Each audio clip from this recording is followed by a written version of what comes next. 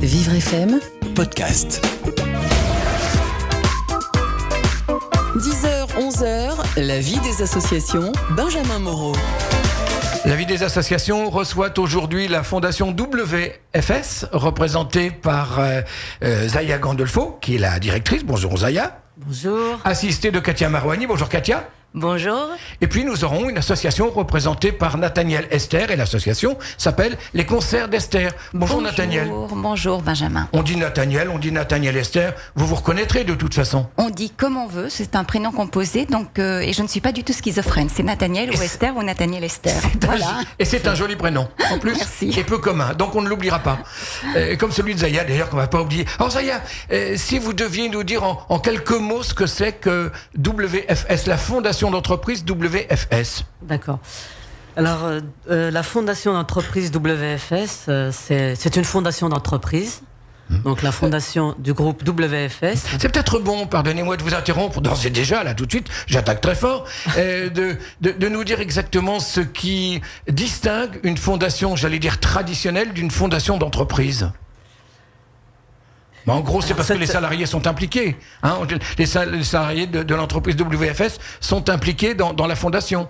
Voilà, on peut dire ça comme ça. Oui, voilà. Hein? Les collaborateurs sont impliqués. Une fondation d'entreprise est une fondation privée qui agit. C'est une fondation d'intérêt général. Donc, on n'est pas du tout d'intérêt public. D'accord. Alors, la fondation WFS se consacre son mécénat sur deux axes. Donc on est sur l'insertion professionnelle des jeunes et l'intégration des jeunes. Comment procède-t-on justement pour aider à l'intégration, pour aider à l'insertion de ces jeunes? Alors quand vous dites jeunes, c'est-à-dire des personnes... Oui. Oui, alors des jeunes, la tranche d'âge c'est 16 jusqu'à 30 ans. De milieux défavorisés, de territoires populaires. Parfois déscolarisés, pas du tout. Complètement. Oui, on s'attache beaucoup aux jeunes qui sont déscolarisés, qui ont décroché. D'accord. Et donc pas mal d'associations qu'on soutient agissent justement dans ce créneau. C'est-à-dire qu'en fait, vous faites en sorte justement d'aider des associations qui, à leur tour, vont faire que ces jeunes pourront être intégrés, pourront être insérés dans la vie professionnelle. Exactement. En fait, vous êtes partenaire d'associations qui, à leur tour, sont également vos partenaires. On va dire que c'est un petit peu comme ça que ça marche. Tout à fait. D'accord. Tout à fait. D'accord. Alors, il y a un certain nombre de centres d'intérêt, de pôles, on va dire, hein, qui sont soutenus par la fondation WFS. On parle de la citoyenneté, par exemple. Alors, la citoyenneté, c'est assez vague. Qu'est-ce que on trouve, par exemple, comme association ou quel type d'association? Qu'est-ce qu'on entend par citoyenneté? Qu'est-ce que vous entendez par citoyenneté? Alors, par la citoyenneté, donc je vais peut-être vous donner un certain nombre d'associations que vous aurez peut-être à l'antenne prochainement. J'espère bien. Donc on soutient la balade irlandaise, par exemple. Oui. C'est pas qu'une chanson, donc c'était également une association, oui. La balade irlandaise. Voilà. D'accord. Et donc la balade irlandaise, dans le cadre de la découverte de la citoyenneté européenne, alors c'est des jeunes de Picardie et des jeunes irlandais de Hattie qui, à travers des rencontres sportives et culturelles, favorisent l'échange et la solidarité. D'accord, le sport et la culture, ce qui fait qu'effectivement, j'imagine, les Irlandais viennent grâce aux Picards visiter la Picardie et vice-versa. Voilà, exactement. D'accord. Exactement. D'accord. Alors ça, on a un petit peu compris, il n'y a pas que la citoyenneté, le sport aussi, c'est une valeur sûre, hein, j'allais dire, dans l'intégration de ces jeunes. Ah oui, tout à fait. Hein, le sport, le sport, on a pas mal d'associations. Dans le sport, on rencontre des valeurs qu'on retrouve aussi dans l'entreprise. Hein, les valeurs telles que l'esprit d'équipe, le respect de l'adversaire, etc. C'est ça, parce que l'idée, effectivement, on parle bien d'insertion professionnelle, donc ça veut dire qu'effectivement, la citoyenneté, le sport et la culture, ça doit mener à une chose, faire que ces jeunes, un jour, puissent intégrer des entreprises. Exactement. Hein? Exactement. Et donc, effectivement, il faut trouver ces points communs et qui vont faire que les uns vont pouvoir parler avec les autres. Tout à fait, tout à fait. Hein? Et je pense que vous aurez Impulsion 75 qui viendra s'exprimer dans votre émission, hein, la vie des associations. En 2 mots comme ça, parce que à partir du moment où vous nous faites saliver, il n'y a pas de raison que vous ne nous en disiez pas un petit peu davantage. Alors, donc Impulsion 75 est une association qui est basée au lycée Buffon.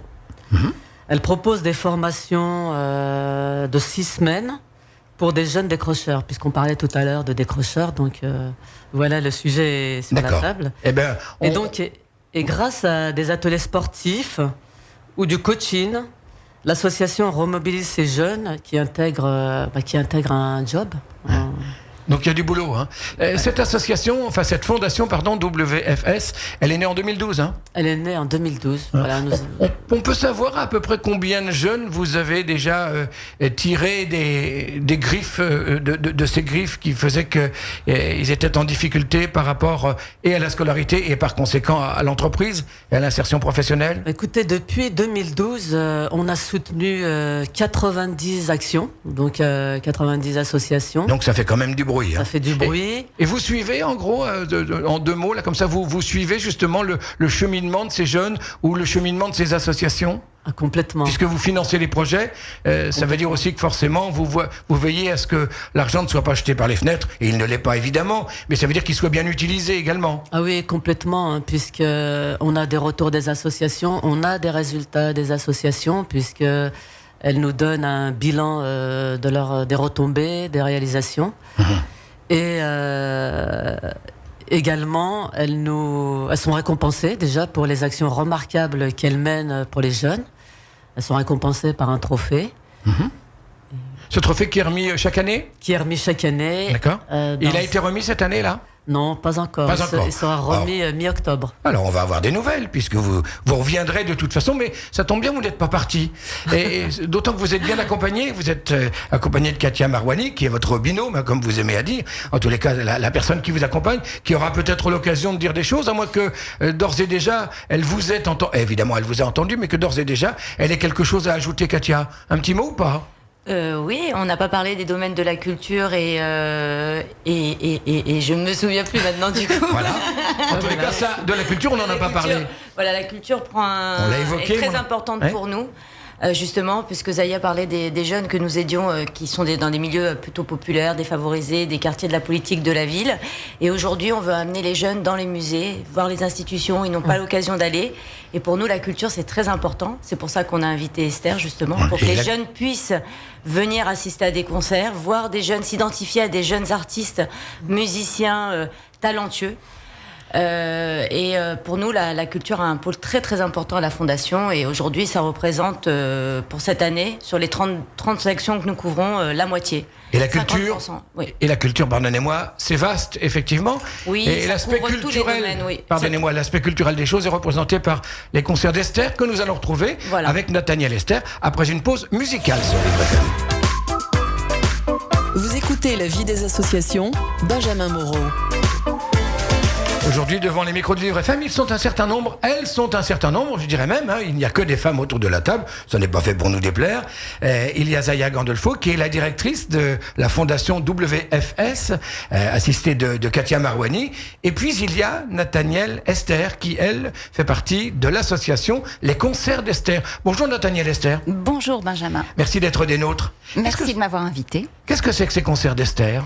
Alors, les Concerts d'Esther, c'est donc une association que j'ai créée en 2009-2010 et dans laquelle j'ai décidé de donner une sorte de visibilité, de tremplin à des jeunes et très jeunes musiciens classiques qui sont issus de nos écoles, des conservatoires nationaux, des conservatoires internationaux, des écoles de musique, donc à des jeunes et tout jeunes talents, c'est-à-dire qu'ils ont en moyenne entre 16 et 24 ans. Ah ouais, tout jeune. Et il y a également des tout jeunes talents, puisqu'en ouverture de concert, pas dans les journées tremplin talent que nous allons évoquer, qui auront lieu les 26 et 27 septembre à Paris, Saladiar, mais dans mes concerts de saison, puisqu'il y a une douzaine de concerts par saison, il y a également un tout jeune talent qui a 12, 13, 14, 15 ans et qui est toujours bien sûr un virtuose de la musique classique. Voilà. Alors j'ai vu un petit peu votre parcours. Vous avez été comédienne.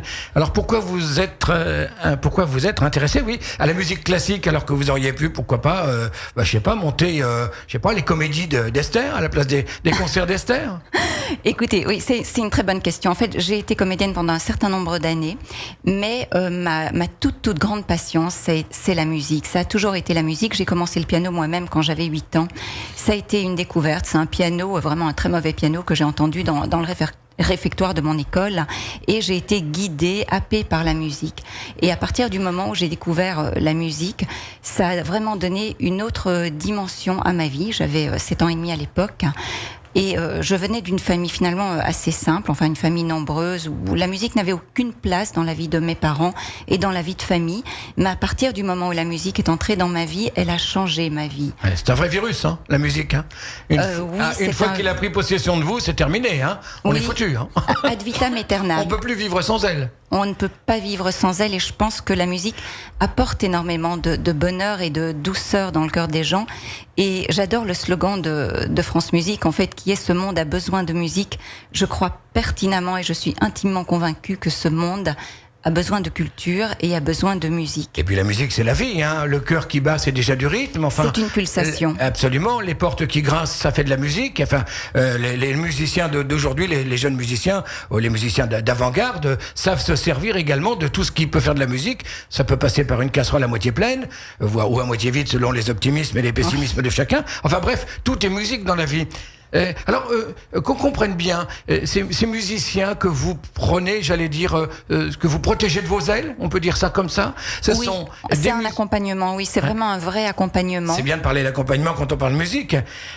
Comment vous les accompagnez? Ce sont des gens que vous aidez, que dans l'enseignement qu'ils auront justement de la musique, ce sont éventuellement des jeunes garçons, des jeunes filles qui ne connaissent rien à la musique, mais qui, justement, grâce aux associations qui sont vos partenaires, Comment ça fonctionne tout ça? Non, ce n'est pas comme ça. C'est-à-dire que moi, je les repère. Enfin, je suis pas du tout une chasseuse de tête, mais je les repère par passion, parce que j'adore assister aux concours internationaux, aux concours nationaux, aux masterclass, aux auditions de fin d'année au conservatoire, à l'école normale de musique Alfred Cortot.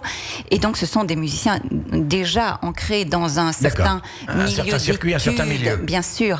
Mais après, vous savez, il y a énormément et de plus en plus de musiciens extrêmement talentueux, parce que la compétition est très très rude. Et il faut savoir qu'actuellement, on demande aux jeunes musiciens un niveau de compétence et un niveau d'études, un niveau de brio qu'on ne demandait pas avant, parce qu'ils viennent de tous horizons, d'Asie, d'Amérique latine, du Moyen-Orient, de partout. Partout on enseigne la musique, et partout on l'enseigne à un niveau très très très élevé. Et c'est à ce niveau de compétence, à ce niveau de brio, comme vous disiez à l'instant, que vous veillez à mettre ces musiciens, à les mettre sur le devant de la scène. C'est-à-dire que ils sont beaucoup à avoir un premier prix ou un premier prix de master avec les félicitations du jury, etc. en sortant du Conservatoire national de Paris. Ce n'est pas parce qu'on a un master avec les félicitations du jury, etc. qu'on peut être intégré dans la vie professionnelle. En gros, on a un diplôme, et après, qu'est-ce qu'on en fait? Et après, qu'est-ce qu'on en fait? Il faut avoir une certaine visibilité. Et puis à Paris, vous savez, vous avez des dizaines de concerts chaque jour à Paris. Donc, qu'est-ce qui fait qu'on va choisir telle ou telle salle, tel ou tel musicien? Et ce n'est pas évident. Ce n'est pas évident de donner cette visibilité à des musiciens inconnus. Et c'est pour ça, d'ailleurs, qu'on a besoin du soutien des fondations, et que je remercie la fondation WFS, qui a été d'ailleurs la toute première fondation à soutenir mon action.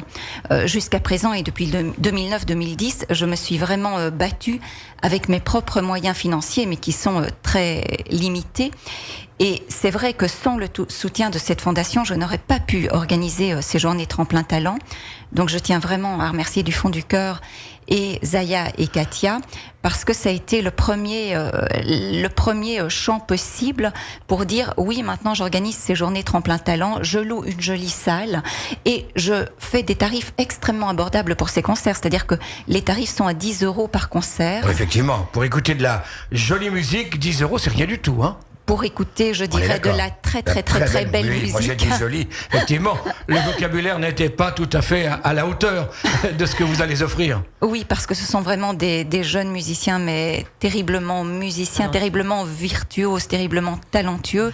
Certains ont déjà été récompensés par des concours internationaux, et beaucoup des musiciens que j'ai introduits dans mes concerts ont eu des concours internationaux, ont été lauréats de concours internationaux après avoir participé à ces concerts. Donc c'est une très grande joie pour ma part que de les lancer, que de les propulser. Et donc ces journées Tremplin Talent qui se dérouleront les 26 et 27 septembre, salle Adiard à Paris, qui est une magnifique salle, une salle construite en 1930, donc une salle art déco, et c'est quasiment la plus belle acoustique de Paris dans les salles de 400 places avec la salle Cortot. Alors j'ai bien compris, vous fréquentez les hauts lieux de la musique, là où se jouent des concours nationaux voire internationaux. Oui. Vous repérez des jeunes musiciens. Alors c'est bien beau, vous les repérez, vous dites bon bah ça y est, vous jouerez avec moi. Mais après il faut les faire jouer ensemble. On a beau être musicien, vous voyez ce que je veux dire, parce qu'on vient de tous les horizons. Enfin. Bien sûr, bien sûr. La musique a cet avantage énorme, comme la danse ou la peinture, d'être vraiment un langage universel. Il n'y a pas l'obstacle de la langue. Donc, les musiciens, vous savez, qu'ils soient anglais, qu'ils viennent du Japon, qu'ils soient français ou qu'ils viennent du Moyen-Orient, finalement, dans la musique classique, le répertoire est commun. Donc, ils ont une énorme culture musicale, une immense culture musicographique, musicale, qui fait qu'ils se comprennent assez vite et que la langue, finalement, la langue musicale est un moyen de s'accorder. Ouais. Vous voulez dire que les musiciens, c'est comme les enfants. À partir du moment où ils se rencontrent, ils se parlent. Ils se comprennent. Ben déjà, ils se parlent, ils se comprennent avec le cœur et puis avec ce talent immense qu'il leur est donné, qui est pour moi comme un don de Dieu, parce que tout le monde n'est pas doué pour la musique. Effectivement. Alors nous, on a un technicien, je ne sais pas s'il est doué pour la musique, mais il est doué pour nous offrir des pauses musicales. Alors on va lui demander d'appuyer sur le bon bouton et on se retrouvera juste après pour continuer à parler avec vous, Nathaniel Esther, des concerts d'Esther sur Vivre FM. Jusqu'à 11h, la vie des associations sur Vivre FM. La fondation d'entreprise WFS est dans les murs et devant les micros de Vivre FM, représentée par Zaya Gandolfo et par Katia Marouani. Et la fondation WFS a désiré recevoir une association qui est partenaire, ou je ne sais plus qui est partenaire de l'autre, en tous les cas, qui s'appelle les Concerts d'Esther, représentée par Nathaniel Esther. Je crois que c'est la fondation WFS qui est partenaire des Concerts d'Esther. Je serais très fière que ce soit le contraire, mais ce n'est pas le cas. Oui, ce n'est pas possible. Mais je suis sûr que Zaya, elle est capable de vous démontrer le contraire. Mais on n'a pas le temps. Parce que moi, j'aimerais en savoir davantage sur ces journées Tremplin Talent que vous allez organiser les 26 et 27 septembre prochains à la salle Adiard, c'est ça ? C'est ça. Alors, la salle Adiard qui est dans le 7e arrondissement, Square Rap, mais tous les renseignements sont sur le site concertdester.fr. Donc, les journées Tremplin Talent sont 2 journées de concerts. Il y aura deux concerts le samedi à 18h et à 20h et 4 concerts le dimanche. Ça démarre à midi. Chaque concert dure 1 heure. Donc, il y a 1 heure de concert, 1 heure de pause, 1 heure de concert, 1 heure de pause. Et c'est consacré à la musique classique, aux jeunes et tout jeunes talents. Avec donc, les mêmes musiciens dans les 2 cas ? Non. Pas du tout. Alors, justement, il faut faire des programmes qui sont censés attirer tout le monde, attirer la curiosité de tout un chacun et constituer des ensembles de musique de chambre et varier le récital piano et la musique de chambre.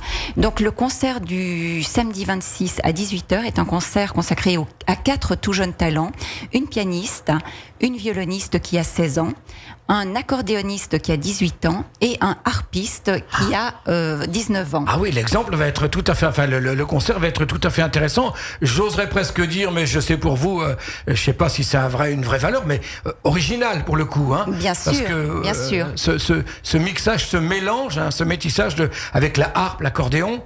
Ça va être tout à fait extraordinaire. Alors, il y aura un quart d'heure de piano-violon, ensuite un quart d'heure de piano-accordéon et un quart d'heure de harpe seule.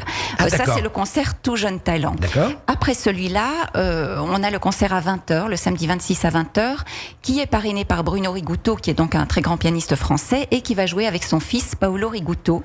Et là, ce sera un concert piano 4 mains, piano solo et piano 4 mains. Bruno Rigutto est le parrain d'honneur de cette manifestation.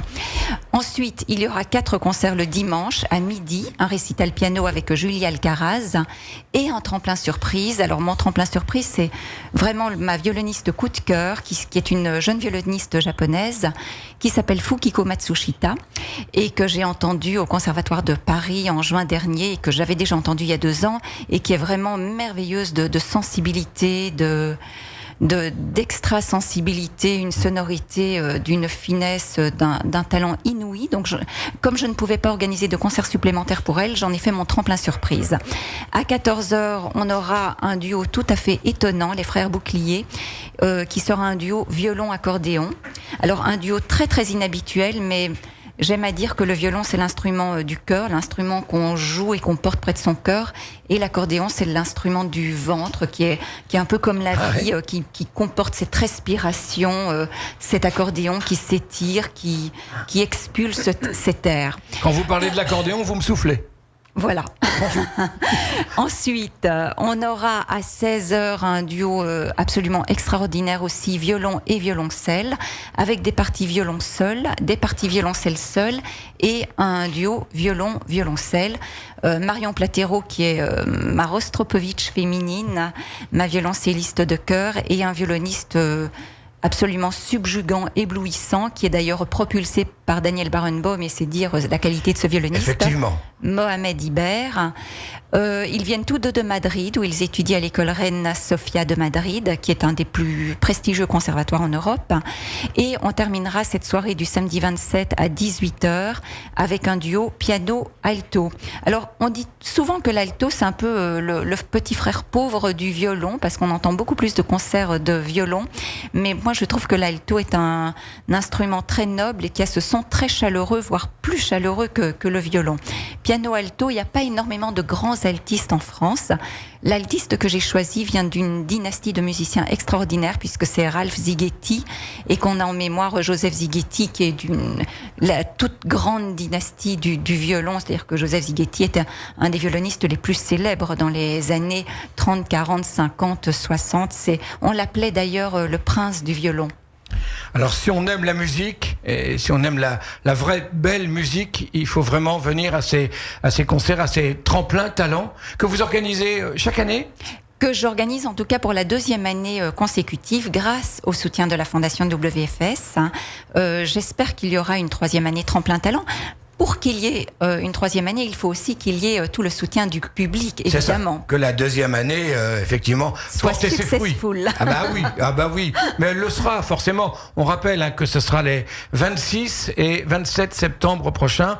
Le 26, il y a 2 concerts, c'est ça? Oui. Et le 27, il y en aura 4. 4. Tout de même. Avec un bar ouvert et très accessible entre chaque concert. Oui, j'allais dire, pas pendant les concerts, hein. Non, pas pendant les concerts, s'il vous plaît. Pour éviter le coup de barre aux musiciens. Non, il faut pas. Pour respecter la musique et les musiciens.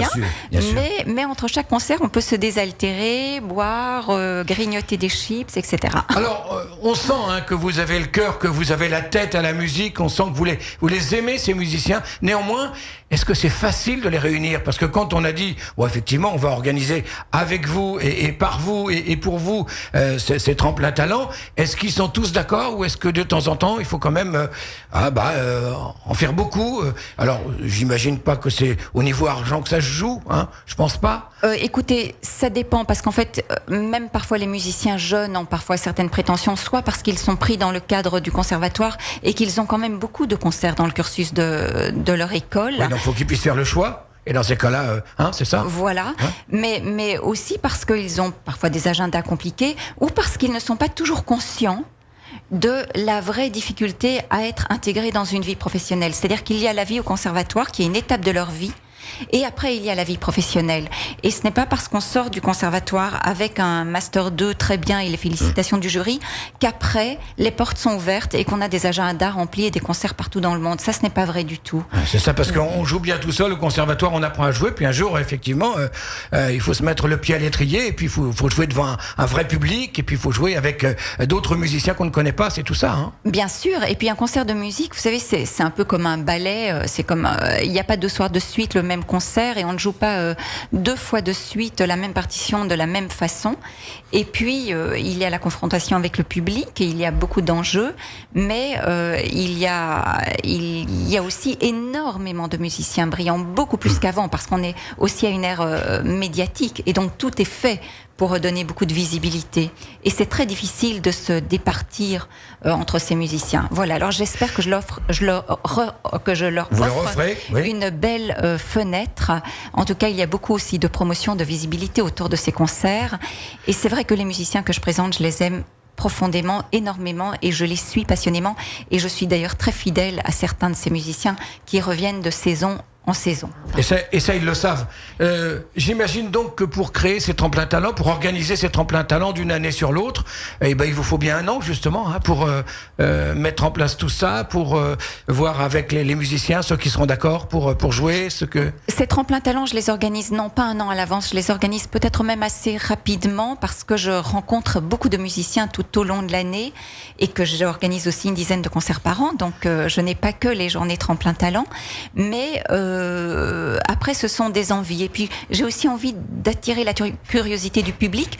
Ce serait plus facile d'organiser des récitals de piano que ça. Mais c'est plus difficile d'attirer le public avec un duo violon-accordéon, par exemple. Eh bien, envie pour envie, moi j'ai très envie que vous continuiez à nous parler des concerts d'Esther, ce que nous allons faire après une pause musicale sur Vivre FM.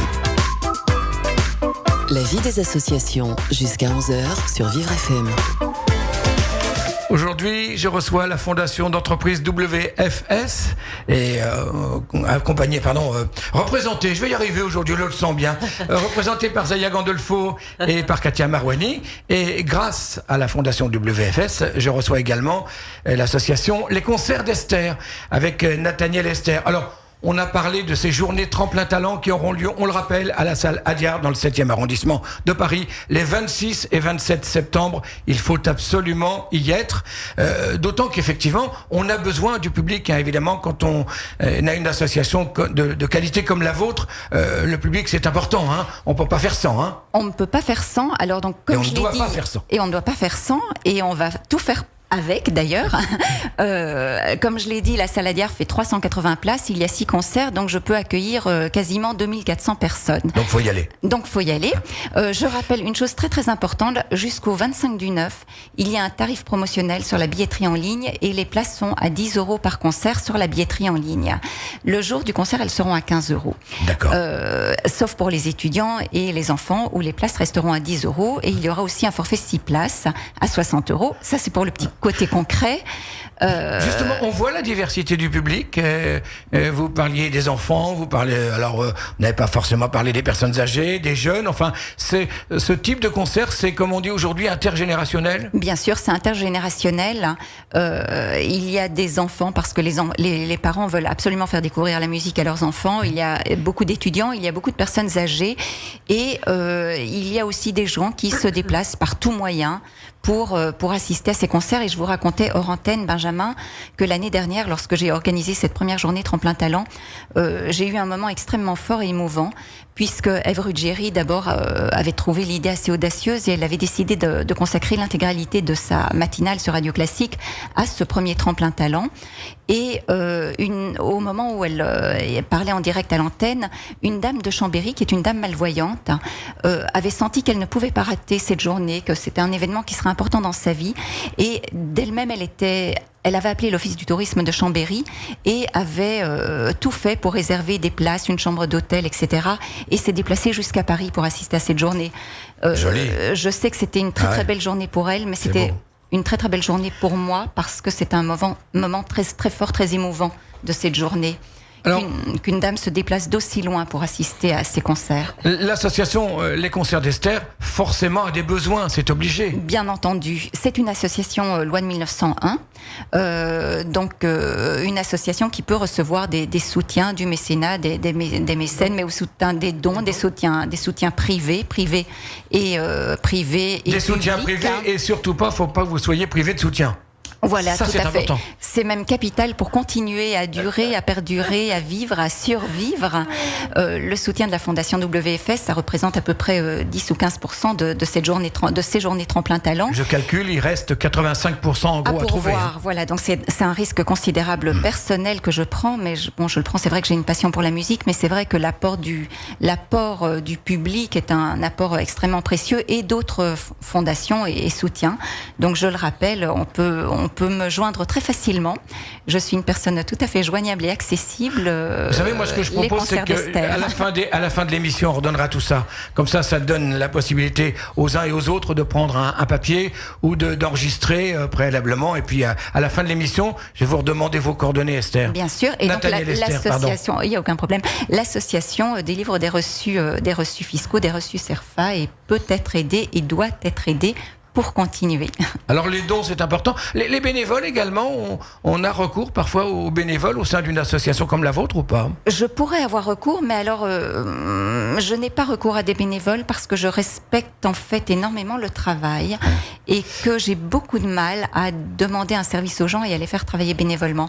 C'est un problème personnel. C'est vrai que j'aime beaucoup rémunérer les gens parce que je trouve que tout travail mérite salaire et que quand on s'investit, on a droit à quelque chose.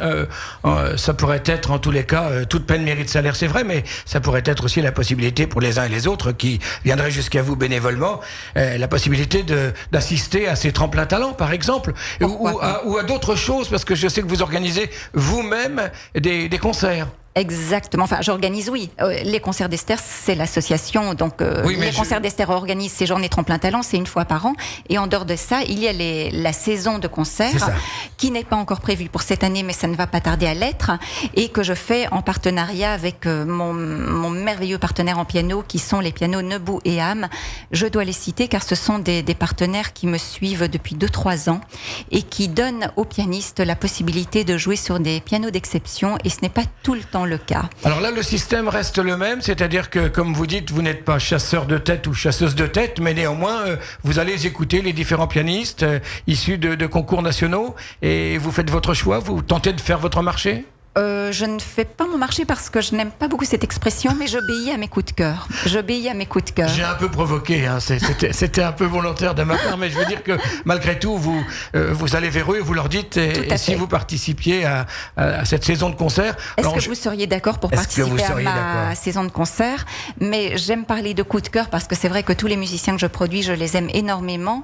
Je n'agis pas par obligation ou par recommandation, mais j'obéis à mes impulsions, à mes intuitions et à mes coups de cœur. Donc c'est une saison coup de cœur, et c'est d'ailleurs pour ça qu'en slogan générique des concerts d'Esther, je dis la passion de la découverte, l'émotion en partage. Alors pour l'instant, les concerts d'Esther sont plutôt investis de musique classique. Est-ce qu'on pourrait envisager un jour que vous tourniez vers le jazz? Exactement. Je vous remercie beaucoup de cette question parce que ça a failli se faire. Et je ne l'ai pas fait, j'ai failli le faire et je ne l'ai pas fait par manque de soutien financier, puisque nous avions un très très beau projet, même avec la fondation WFS qui était prête à me suivre, au musée Picasso. C'était tout un festival classique, jazz et tango qui a failli se faire dans les jardins du musée Picasso en juin et juillet, et ça ne s'est pas fait. Eh bien ça se fera. Ça se fera. J'en suis quasiment sûr. Alors, Nathaniel Esther, vos coordonnées rapidement, puis après on demandera les coordonnées de WFS. D'accord. Alors, le site concertdesther.fr, concert au pluriel, DESTHER, tout attaché.fr, CONCERTSDESTHER.fr, le téléphone 06 11 05 18 40. Si on va sur Google, on fait les concerts d'Esther, on trouve tout de suite. On fait pas tremplin talent parce qu'il y en a beaucoup, donc on fait juste les concerts d'Esther. Les concerts d'Esther, et là on trouvera tout. WFS, rapidement, les coordonnées. Alors les coordonnées de la fondation d'entreprise WFS, c'est le site, je vais vous donner le site internet. Voilà. C'est www.fondationswfs.ro. Merci infiniment, merci d'être venu nous présenter les concerts d'Esther et la fondation WFS.